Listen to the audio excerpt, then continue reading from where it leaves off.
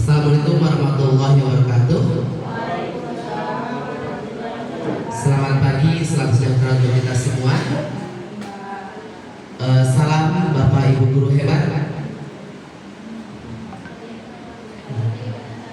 Ya. Salam bahagia. Bahagia, bahagia, yes. Oke, untuk hari ini saya Zainal Mutakir adalah CGP dari angkatan 11 akan membawakan aksi nyata budaya positif modul 1.4. Nah, di kegiatan ini yang akan saya bawakan tentang materi-materi dulu tentang Ki Hajar Dewantara, tentang KHD. Coba lanjut Pak. Untuk ini perkenalan dulu untuk fasilitator, yaitu Bapak M. Amirul Mukminin SE dari Tanjung Pinang, dan pengajar praktiknya Ibu Wiwi Rinanda Surya dari SMP 11. Oke, lanjut. Oke, sebelum berlanjut ke budaya positif di kegiatan ini, untuk pertanyaan tematiknya, apa yang Bapak Ibu pahami mengenai kaitan peran pendidik dalam mewujudkan filosofi pendidikan Ki Hajar Dewantara dan profil pelajar Pancasila pada murid-muridnya dengan paradigma inquiry apresiatif di sekolah Bapak dan Ibu, di sekolah kita. Oke, lanjut.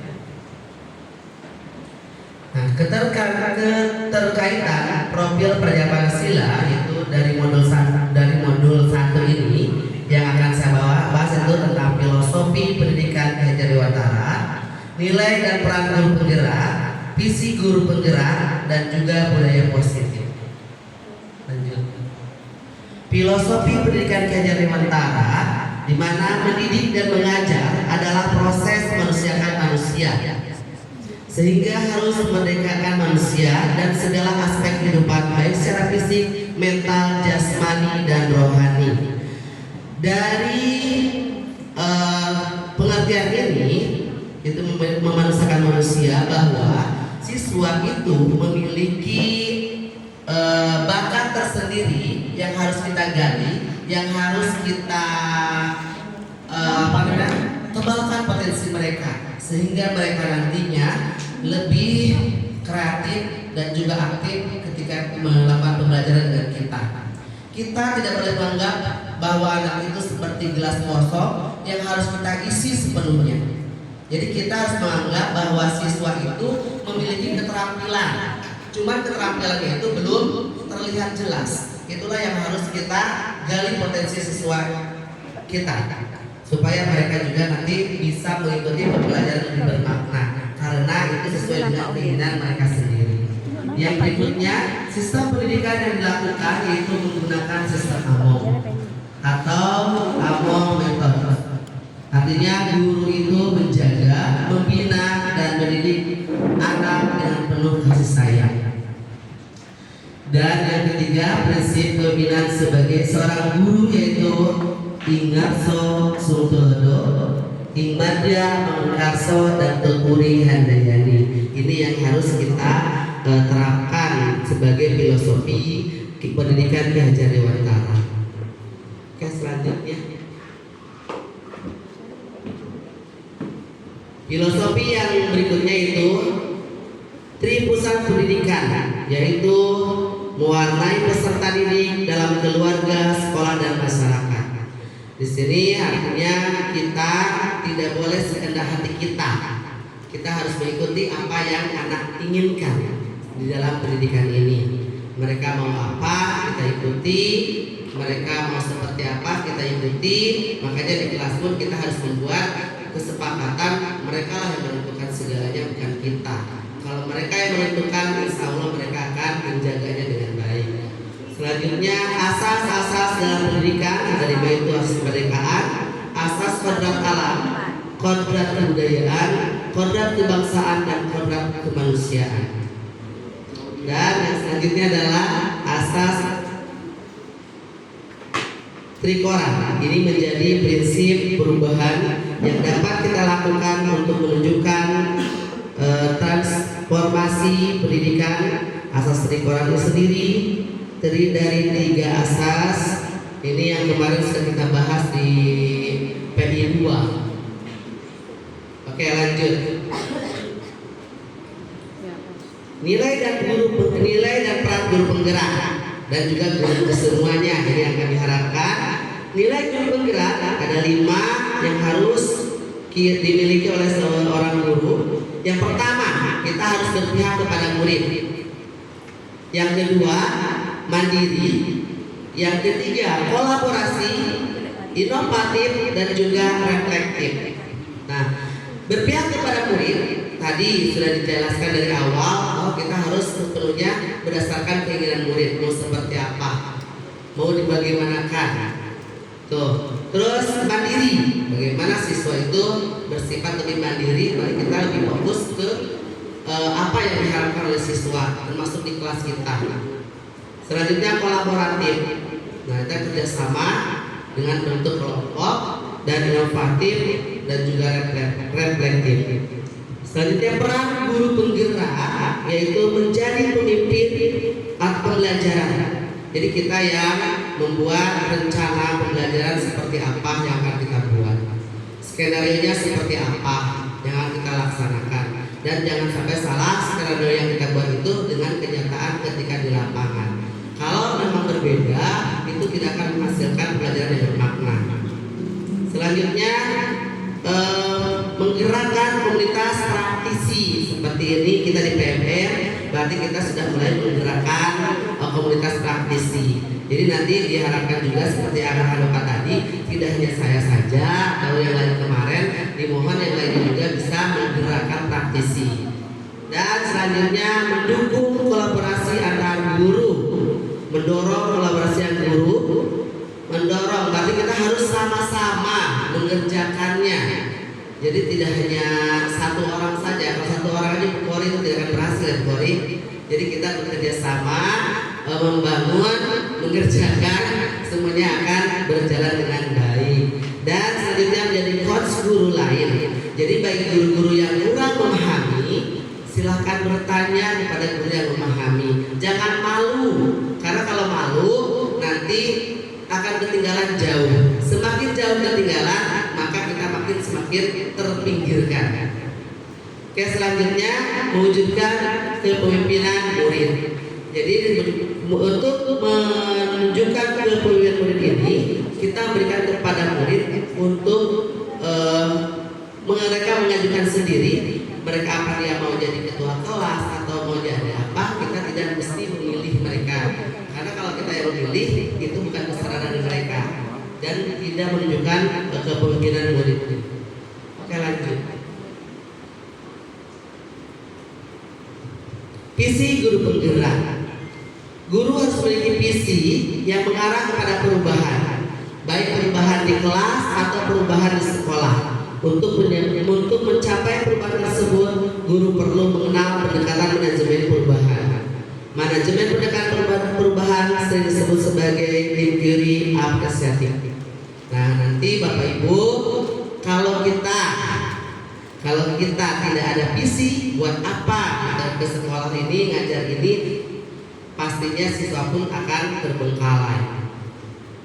Oke, selanjutnya IA menggunakan prinsip-prinsip utama psikologi positif dan pendidikan positif. Pendekatan IA percaya bahwa setiap orang memiliki inti memberikan kontribusi pada keberhasilannya. Nah, ini tadi kita harus ingat bahwa setiap anak memiliki kodratnya masing-masing. Kadang-kadang dari anaklah kita belajar, dari anaklah kita memahami apa yang harus dilakukan. Jadi kita tidak mesti kehendak hati kita sendiri kita mau jadi apa. Oke, lanjut. Selanjutnya dari masih visi guru penggerak, inti positif ini merupakan potensi dan aset organisasi. Dengan demikian dalam mengimplementasi IA dimulai dengan meninggalkan hal-hal positif. Keberhasilan telah dicapai kekuatan yang dimiliki organisasi. Sebelum organisasi menapa pada tahap selanjutnya dalam melakukan perencanaan perubahan. Jadi kita sebelumnya harus membuat sebuah perencanaan perubahan jika itu dibutuhkan oleh sekolah kita. Kalau kalau memang tidak dibutuhkan, kita mau berjalan sesuai tidak ada perubahan apapun ya gitu-gitu aja. Tapi kalau kita mau berubah, ya kita buatlah perubahan baru dan masukkanlah ke dalam visi kita. Selanjutnya untuk melaksanakan diperlukan sebuah strategi. Strategi itu dikenal dengan akron Bagja, yaitu P-nya buat pertanyaan, A-nya ambil pelajaran, G-nya gali potensi, J-nya jabarkan rencana, dan A-nya atur eksekusi. Ini sebetulnya kalau Bagja ini sama kalau dalam Bagja itu kayak STEM, ya, atau dari kita melaksanakan metode-metode pembelajaran. Oke, lanjut. Oke, prakarsa perubahan Bagja ini yang tadi. Nah, kita lanjut sekarang ke budaya positif. Berdasarkan penerapan tahapan Bagja, sekolah akan muncul kebiasaan-kebiasaan positif yang dikenal dengan budaya positif. Bapak Ibu semuanya, kita juga sudah mengerjakan beberapa budaya positif. Selanjutnya, budaya positif ini akan menimbulkan rasa aman dan nyaman pada murid selama proses pembelajaran. Proses aman dan nyaman ini apabila kita melaksanakan kesepakatan kelas, bukan keinginan kita, gitu kan? Ketika kesepakatan itu berlangsung, maka anak pasti akan merasa aman dan merasa nyaman. Beda halnya ketika kita melaksanakannya dengan kita menentukan sendiri. Ini loh harus dilakukan, begini loh harus dilakukan. Itu ketika anak kita mungkin anak itu bisa mengerjakannya, tapi ketika kitanya pergi, anak pun akan pergi. Oke, lanjut.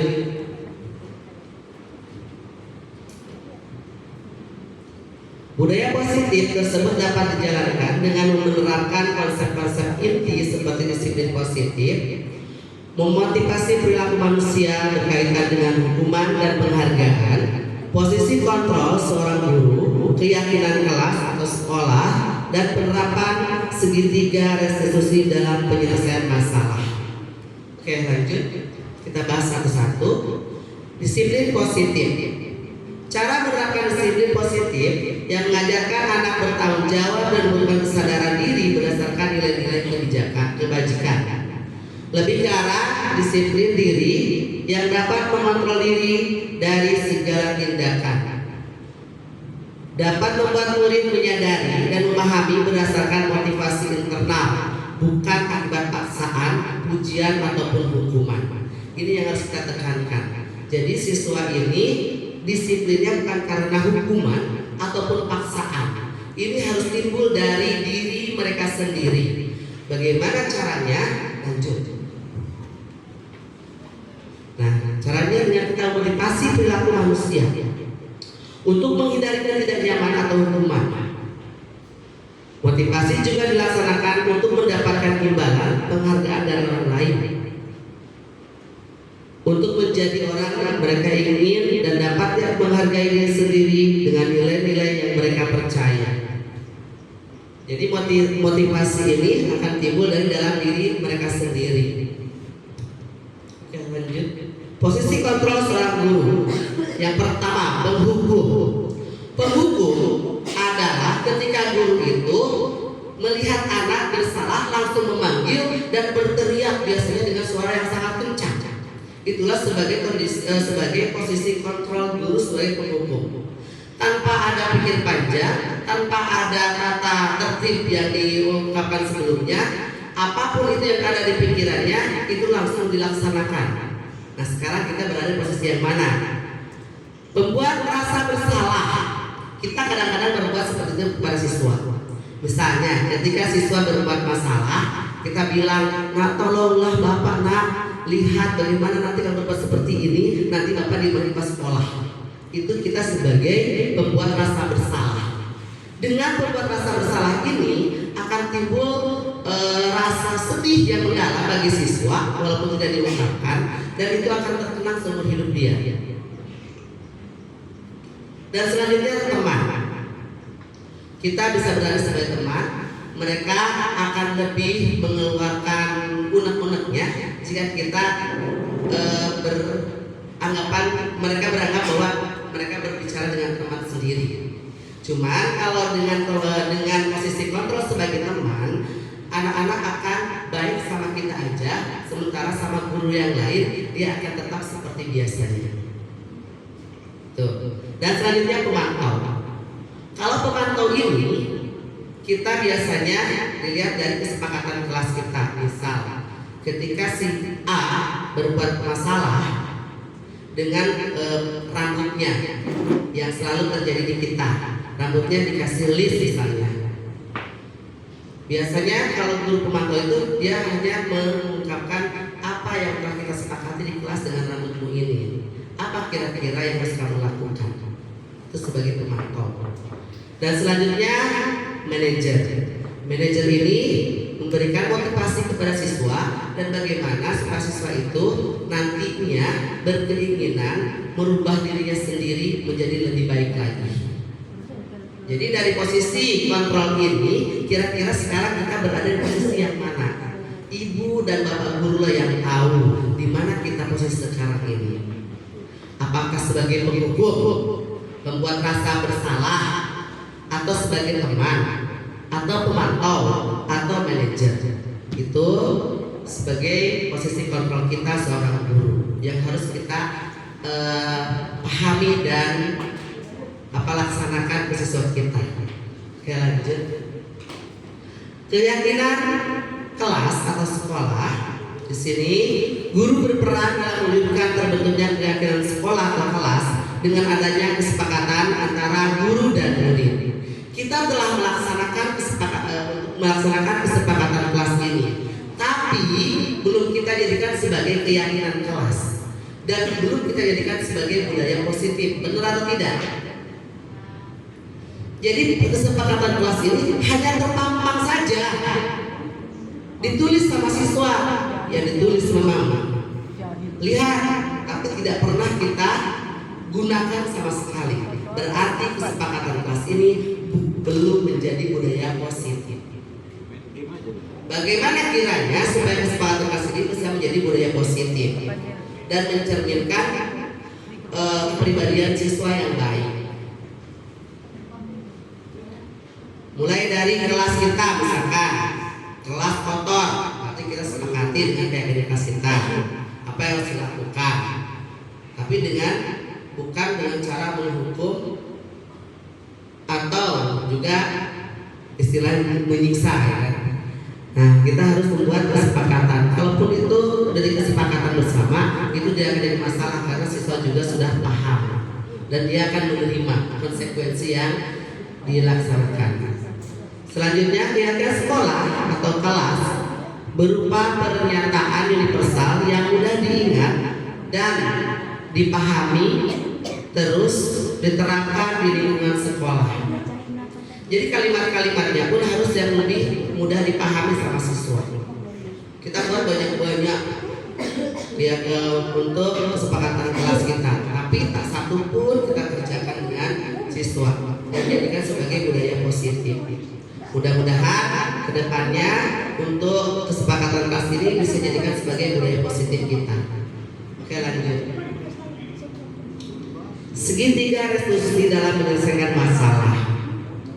Ini dalam segitiga restitusi ini, guru yang berperan sebagai manajer menggunakan segitiga restitusi dalam penyelesaian masalah melalui 3 tahapan, yaitu menstabilkan identitas.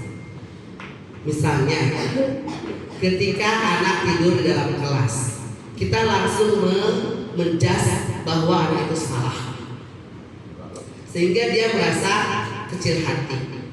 Itu tindakan yang biasa kita lakukan.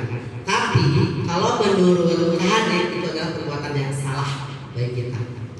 Kita harus mencari dulu apa permasalahannya. Kenapa bisa seperti itu? Bagaimana cara penyelesaiannya? Nah, ketika kita akan menjadi seorang manajer di situ, sebagai posisi manajer kontrol kita, maka kita bisa menggali informasi sebanyak-banyaknya kepada siswa sehingga dia merasa tidak sedang kita hukum, tidak merasa sedang kita jas. Mereka akan merasa bahwa kita sedang berbicara dengan seolah-olah dengan teman sendiri. Dan kita pun menstabilkan standar identitas ini. Misalnya dalam kegiatan pembelajaran, siapa sih yang gak pernah tertidur ketika belajar? Ketika mendapatkan materi, bukan hanya anak saja, tapi kita juga sebagai guru kadang-kadang tertidur ketika melaksanakan pembelajaran. Betul tidak? Jadi di sini ketika anak tidur, kita kasih mereka statement bahwa bukan hanya kamu saja lah yang pernah tidur ketika belajar, tapi saya juga sebagai guru pernah loh tidur di situ, mengakui kesalahan kita. Tapi ditambahkan dengan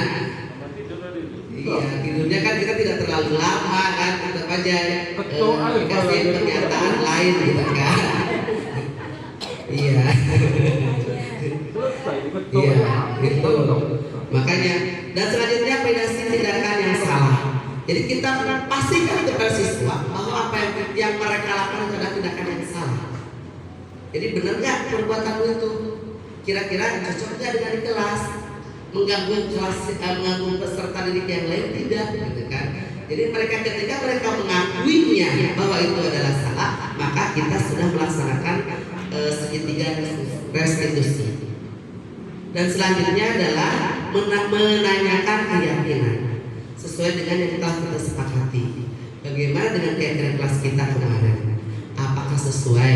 Kalian tidur di dalam kelas ini boleh atau tidak? Kalau tidak, apa sih yang harus dilakukan? Dan untuk berikutnya, supaya tidak mengulangi kegiatan yang tadi, maka dia harus memberikan pernyataan sendiri bahwa anak itu tidak akan mengulangi. Bukan kita yang maksa karena itu. Kalau kita kan tidak, kita maksa karena itu. Besok kau jangan tidur lagi di dalam kelas. Seperti itu yang kita lakukan. Padahal harusnya pernyataan itu harus timbul dari pikiran anak itu sendiri bahwa besok saya tidak akan tidur lagi di kelas dan saya akan melaksanakannya dan menjalankan semua pembelajaran yang dilakukan. Nah itu, dan tujuannya adalah untuk menjadikan murid lebih mandiri dan bertanggung jawab dengan melaksanakan penyelesaian masalah dengan segitiga restitusi ini. Jadi bukan menjatuhkan siswa. Nah sementara kita yang sering lakukan dalam hal ini itu biasanya menjatuhkan siswa terus yang salah. Padahal kita harus menyadari bahwa kesalahan siswa itu bukan sepenuhnya kesalahan siswa, tapi ada andil kita juga di dalamnya. Oke, selanjutnya, nah ini Bapak Ibu simpan dalam hatinya. Kira-kira budaya positif apa yang sudah kita lakukan selama kita mengajar, selama kita berada di SMP 27 ini? Sudah ada belum? Sudah. Budaya positif pertama kemarin, apa kira-kira yang sudah kita lakukan? Hadir tepat waktu. Pak Hadir tuh, rajin ya. Menyambut siswa. Nah sudah, nanti kita sudah melaksanakan budaya positif. Apalagi kira-kira? Sekolah ini sebenarnya Pak Jai sudah melaksanakan semua. Iya betul Pak, betul. Semuanya sudah kita laksanakan. Cuman permasalahannya kita itu tidak berkelanjutan melaksanakannya. Hanya angat-angat ayam saja. Yang namanya budaya positif itu berkelanjutan dan terus-menerus dilaksanakan. Itu. Terus sekali Pak. Kita tepuk tangan buat Pak Fadil. Oke, terima kasih Pak Fadil. Selanjutnya, budaya positif apa yang perlu kita tambahkan dan kenapa harus kita tambahkan? Itu simpan aja dalam hatinya. Kira-kira apa sih yang harus tambahkan nanti?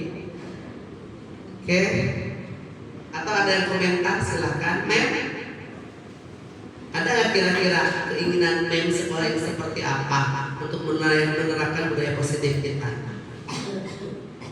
Kemarin kan jadi perbincangan hangat pagi-pagi tentang celana baju untuk perempuan dimasukkan ke dalam. Apakah itu budaya positif? Ada positifnya, ada negatifnya. Positifnya kelihatan rapi semua. Negatifnya kan yang namanya perempuan apalagi di SMP udah kelihatan bodinya. Itu yang membuat masalah baru. Jadi kita pun harus menyepakati bersama. Jangan hanya keinginan sendiri. Kalau kita sepakat semuanya sih, kalau untuk cowok kan gak ada masalah kemarin. Yang bermasalah itu di ceweknya. Apakah ceweknya itu dimasukkan atau tidak? Nah itu harusnya kita sepakati bersama. Katanya satu orang yang menentukan kebijakan. Jadi bagaimana kita timbang-timbang dulu apa kelebihannya, apa kekurangannya. Takutnya anak kita kan ada sedikit mesum. Jadi kalau misalkan kita laksanakan, bagus nggak untuk anak-anak yang cewek itu? Kalau untuk anak cowok luar biasa bagus itu dilaksanakan. Tapi untuk yang cewek kemarin memang terjadi permasalahan dan perdebatan di dalam kantor, walaupun belum sempat sampai ke bapak. Jadi nanti kita sepakati bersama mana kelebihan dan kekurangannya, atau lebih banyak positifnya atau lebih banyak negatifnya. Jika kita pilih lebih banyak positifnya, lanjutkan. Ketika negatifnya yang banyak, yang kita hentikan. Berarti itu bukan budaya positif, itu jadi budaya negatif. Oke, lanjut. Nah, itu kesimpulan dari acara hari ini, bahwa segala sesuatu sebagai seorang guru penggerak haruslah mampu memahami nilai dan peran sebagai pendidik untuk mewujudkan visi yang sudah disusun berdasarkan filosofi Ki Hajar Dewantara, yaitu pendidikan yang berpihak pada murid. Sebuah visi akan terukur secara sistematis, konkret dan terencana. Maka keperluan pendekatan inquiry apperceptif yang berbasis kolaboratif dengan tahapan baca dan menerapkan nilai positif dengan sistem segitiga restitusi dengan tujuan agar siswa lebih mandiri dan bertanggung jawab, serta kita bisa menerapkan budaya positif yang lebih maksimal lagi, dan kita lebih tidak akan mengatai ayam. Jadi kita langsung continue selama setahun. Nah baru bisa dikatakan sebagai budaya positif. Mudah-mudahan kegiatan ini bermakna bagi kita semua dan kita bisa melaksanakan budaya positif kita dengan baik dan didukung sepenuhnya oleh kepala sekolah. Dan mudah-mudahan apa yang kita laksanakan hari ini di P5 menjadi budaya positif kita selanjutnya. Itu yang diharapkan. Dan untuk kebersihan sekolah kita juga mudah-mudahan bisa menjadi budaya positif kita. Anak-anak diterapkan dari sekarang untuk bisa membuang sampah pada tempatnya, bukan kolong meja yang dijadikan tempat sampahnya. Itu jadikan budaya positif kita, karena masih banyak siswa menjadikan kolong meja itu sebagai tempat sampah. Jadi mulai hari ini kita buat bahwa tempat sampah yang sesungguhnya adalah tong sampah, bukan kolong meja. Oke, itu saja yang saya sampaikan. Terima kasih. Sebelumnya ada pertanyaan? Oke, boleh Pak.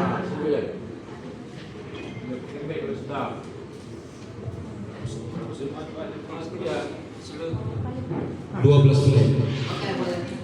Bismillah. Assalamualaikum warahmatullahi wabarakatuh. Terima kasih penyaji Pak Zainal yang luar biasa telah menyampaikan, termasuk tadi Bapak Kepala Sekolah sudah menyampaikan masalah hasil rapor pendidikan. Tapi ada beberapa yang menjadi catatan saya. Ya kita ini bicara tentang masalahnya kita bagus, tidak, baik, buruk, kan begitu. Di sekolah itu mencari bagaimana yang terbaik untuk sekolah. Nah, pertama pertanyaan saya atau tanggapan saya, kenapa ya dalam setiap penilaian rapor pendidikan atau penilaian sekolah yang salah itu selalu guru? Ya, tak ada yang salah itu kepala sekolah. Contoh, bukan kepala sekolah di sini, gitu yang lain. Yang kedua, tidak menyalahkan pemerintah. Ya kan? Padahal sebenarnya pemerintah begitu banyak bertanggung jawab untuk memberi dukungan pada sekolah sehingga guru itu bisa maksimal melaksanakan pembelajaran di sekolah. Tapi kalau saya cerita tadi semua itu salah guru. Oke lah, kita nama guru ya kan, terima aja yang ikut gitu ya, udahlah apa-apa. Kalau nanti kena marah lagi gitu, kita ikut. Nah, itu satu. Yang kedua, seperti yang Pak Jai sampaikan, sebenarnya itu semua sudah dilaksanakan oleh sekolah. Betul kata Pak Jai. Itu sebenarnya tidak kontinu saja, ya kan? Nah, yang kedua, sebenarnya kalau ada yang tak melaksanakan atau sekali-sekali mungkin tidak menjalankan, sebenarnya itu biasa. Dan itulah sebenarnya namanya tantangan, ya kan? Hidup itu kan ada namanya peluang, ada tantangan, ada hambatan dan sebagainya, sword gitu kan. Nah, seharusnya bagaimana kita mencari jalan penyelesaian itu. Bahkan sebenarnya kalau saya pribadi suka itu bahwa ada guru yang suka izin, bagus sebenarnya. Betul. Iya. Guru yang suka terlambat, bagus sebenarnya di sekolah itu. Guru kalau disuruh, kalau ada kepala sekolah aja dia kerja, ya kan? Kalau tak ada, tidak. Gitu. Kalau ada kepala sekolah di sekolah, rajin. Begitu kepala sekolah tak ada, kemana-mana. Nah, seperti bagus gitu. Itulah nama bagaimana cara kita mengatasi, mencari. Nah, termasuk berarti dari pimpinan sampai ke bawah, bagaimana mencari solusi, bagaimana mengatasi itu kan. Termasuk makanya kita kan mempermasalahkan pada anak. Ke anak kita begitu juga. Bahwa bagaimana anak seperti ini mengatasi begini. Kata Pak Zai tadi dengan sistem begini. Termasuk kita itu sebagai seorang guru, kita jadi motivator, kita menjadi teman, kita menjadi semua itu kita laksanakan. Tapi tidak semua ketika itu kita laksanakan, semua kan enggak.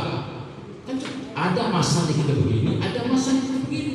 Maka Roza ini jadi guru dia dulu. Padahal mungkin tak ada teorinya begini tadi gitu. Ya kan, jadi guru juga dia. Nah, itulah contoh.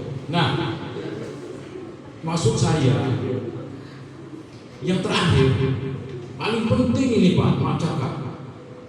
Di sekolah itu sebenarnya ada satu yang paling penting, yaitu bagaimana tindakan kolaboratif yang Bapak sampaikan tadi. Itu dia, itu paling penting. Jadi kita ini guru satu kata, dari kepala sekolah sampai ke bawah, tenaga pendidik, satu kata, satu bahasa, satu rasa, satu tindakan. Jangan guru melakukan sesuatu, guru lain nyalahkan. Ada kejadian kemarin saya perhatikan, kan begitu masalahnya. Nah, ada guru mempermasalahkan, menyelesaikan masalah murid, guru lain menyalahkan atau tidak terima. Tak boleh, itu memang tak boleh, paling pantang di sekolah. Tak boleh. Tetap harus didukung apapun. Nah, sebagai wali kelas misalnya, kalau menjelaskan masalah murid, guru dia tidak boleh tidak terima dengan teguran guru lain, tak boleh. Satu kata itu kalau tahu anak, guru juga itu, ngapain kami? Begitu jadinya, kita tak satu kata. Maka itu tidak boleh. Pembina OSIS menyelesaikan masalah begini. Nah yang lain tak peduli atau menyalahkan juga pembina OSIS, itu kan salah. Nah maka tindakan bersama satu kata, bukan masalah baik buruk kita. Ini kan seperti ada yang sempurna semua. Tapi kalau kita sama, menerapkan itu sama, apa sih insya Allah lah, tidak akan ada masalah. Ya, saya kira itu aja. Mohon maaf.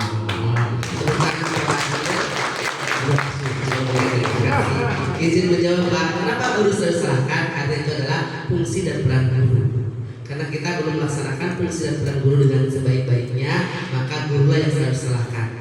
Semua yang di sekolah ini semua tergantung dari gurunya, bukan dari kepala sekolahnya. Kepala sekolah yang memantau kegiatan kita, guru yang melaksanakan semua yang berkenaan dengan guru lain dan juga dengan siswa. Itu Pak, terima kasih. Terima kasih atas perhatiannya. Ada lagi? Oke, kalau tidak ada kita tutup. Bila taufiq wal hidayah. Wassalamualaikum warahmatullahi wabarakatuh. Luar biasa, pada singkat aja. Terima kasih Pak Zainal atas motivasinya luar biasa. Sekali lagi aplaus untuk Pak Zainal ya. Terima kasih untuk Bapak Kepala Sekolah dan Pak Zainal.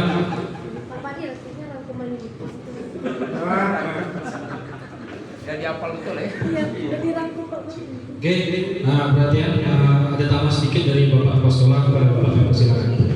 Baik Bapak Ibu, terima kasih sekali lagi. Aplaus untuk kita semua.